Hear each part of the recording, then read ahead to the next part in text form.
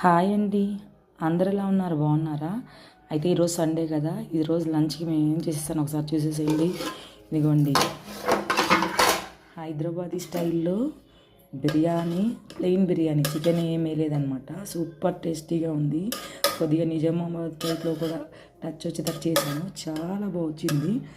మా ఇంట్లో స్పైసెస్ అసలు కారం ఉండదు. పిల్లలు కూడా ఎంతో ఇష్టంగా తింటారు. మా పిల్లల కోసం నేను ఇలానే చేస్తుంటాను అనమాట. చాలా బాగా వచ్చింది చూడండి.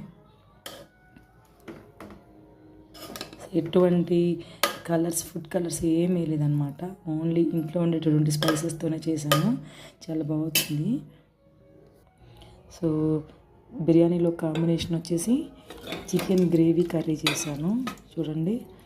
సో చాలా బాగుంటుంది.